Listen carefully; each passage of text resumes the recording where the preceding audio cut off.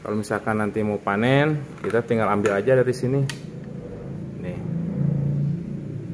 Ini udah nyarang ini nih. Burungnya nih.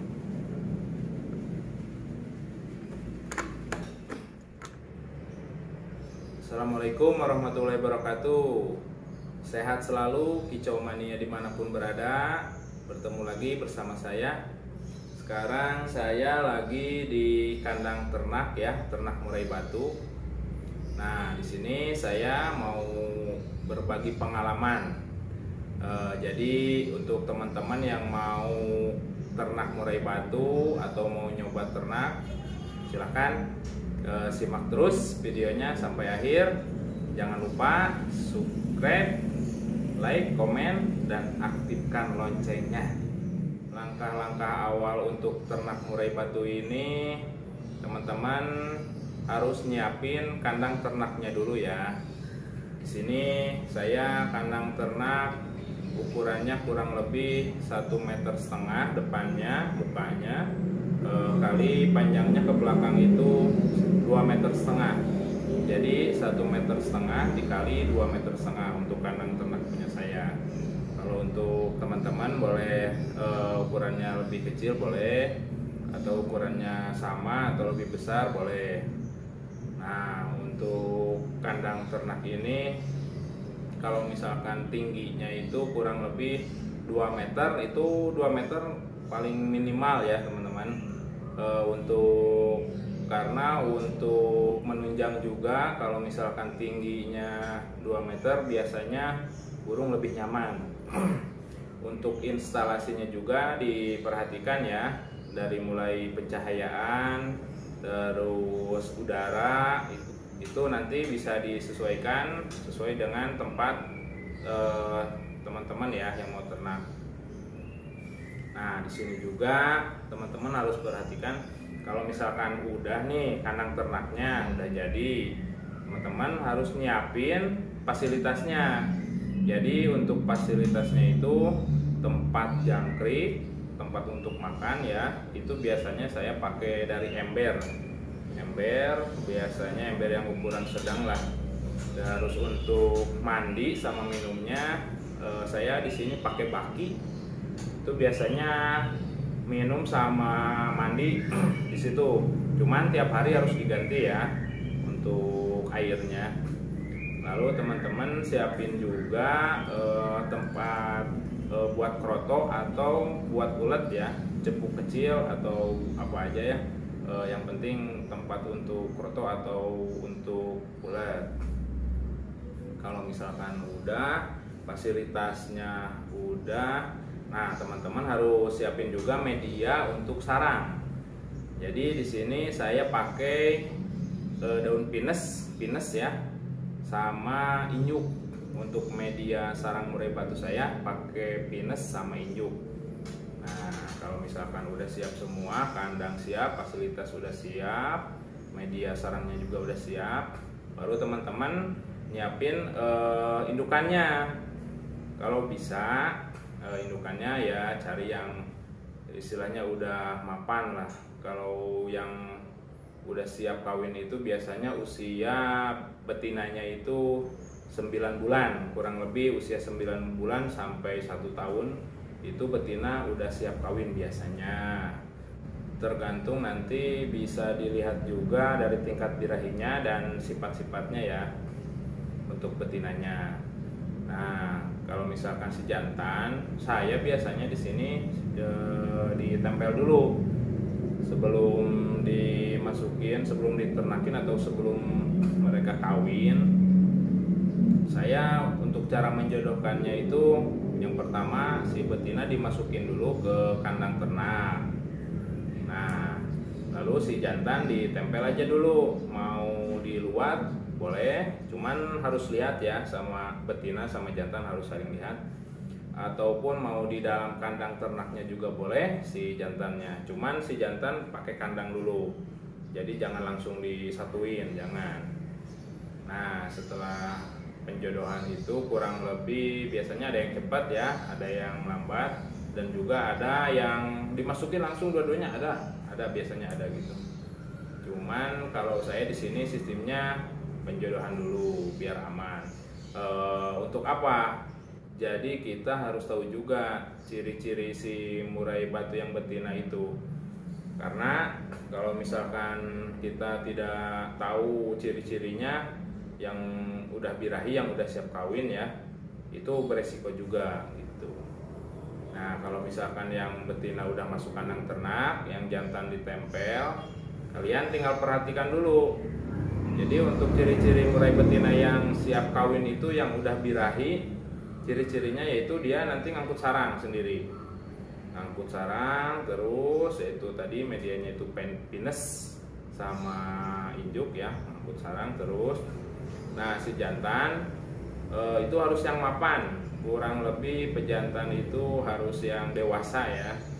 Ada juga sih yang muda ada, cuman lebih baik yang dewasa. Kalau misalkan nanti udah kelihatan nih sama teman-teman si betinanya ngangkut sarang terus, nah baru cobain nanti masukin si jantannya gitu. Cuman harus diawasi juga karena banyak resikonya ya.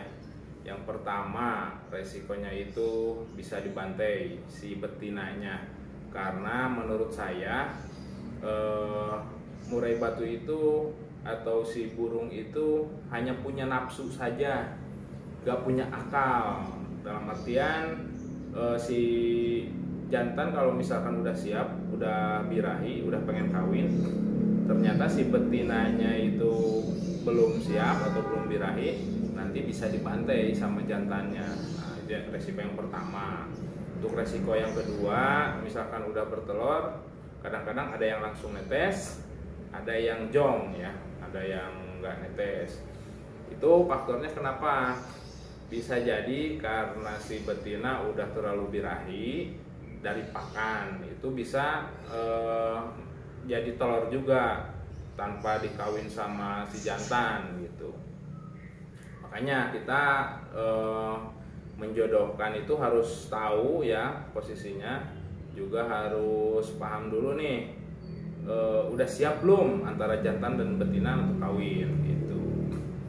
Nah, kalau dari jangkrik ya, ini untuk teman-teman, saya biasanya untuk pakan murai batu itu yang dipakai yang pertama jangkrik.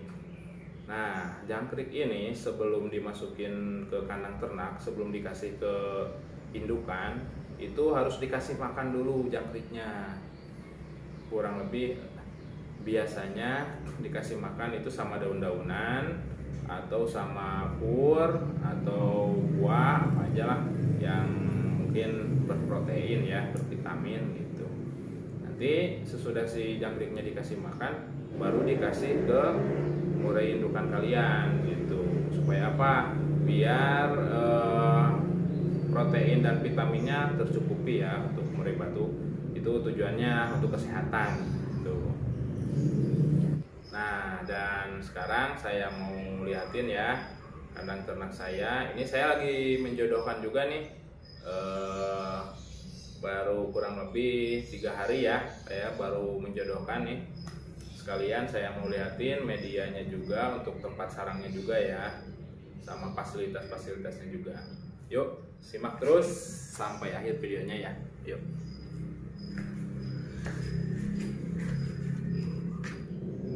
Dan untuk medianya kita di sini pakai pinus ya. Ini daun pinus yang udah kering sama injuk. Nih. Sama injuk juga ya. Ini media untuk sarang murai batu. Biasanya saya pakainya seperti ini. Tuh. Dan untuk tempat sarangnya itu saya biasanya di depan. Seperti ini. Jadi kalau misalkan kita mau panen, gak usah masuk ke dalam, gak usah ngeganggu burungnya di dalam ya, biar nyaman burungnya. Kalau misalkan nanti mau panen, kita tinggal ambil aja dari sini. Nih, ini udah nyarang ini, nih burungnya nih.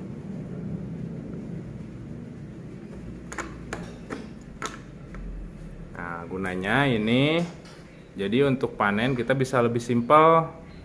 Nggak usah masuk ke dalam, kita dari luar aja tinggal ngambil anaknya ya. Itu diusahakan untuk teman-teman tempat sarangnya di luar seperti ini. Tapi kalau yang tempat ternaknya ada di luar itu harus pakai kunci ya, kunci gembok biar aman. Nah, dan ini untuk media atau fasilitas makan sama minum sama mandinya ya. Medianya itu kita pakai injuk, media sarangnya, sama pakai pines juga ya. Dan ini fasilitas tempat makannya, saya di sini pakai baskom kecil ini untuk jangkrik ya. Ini juga ada tempat cepuk kecil buat nyimpen ulet atau nyimpen kroto juga bisa. Ini untuk minum sama mandinya kita pakai baki kecil gini aja. Tapi tiap hari harus diganti ya airnya. Nah, dan sekarang di sini saya lagi ngejodohin nih.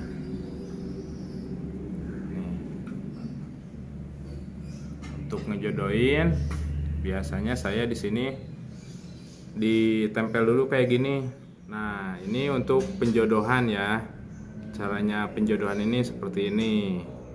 Kalau saya sih memang dijodohkan dulu. Udah nanti tahu kita sifat-sifat yang betinanya, baru kita masukin, kita satuin gitu. Karena si jantan ini udah siap dan tinggal nunggu birahi si betinanya ya. Itu nanti kita bisa tahu sifat-sifat birahi betina itu. Yang pertama biasanya dia ngakut sarang. Nah, kalau misalkan kita perhatikan nanti dia ngakut sarang, itu biasanya dia udah siap, udah birahi. Dan ada ciri-cirinya juga, biasanya si sarang dimasukin ke tempat minum atau tempat mandinya. Nah, ini udah ada nih. Ini ciri-ciri si betina udah siap, udah birahi. Biasanya di tempat airnya itu banyak berceceran ya, media sarangnya, pines sama injuk. Nanti kita ketemu lagi ya di konten selanjutnya. Terima kasih, semoga bermanfaat, sehat selalu. Wassalamualaikum warahmatullahi wabarakatuh.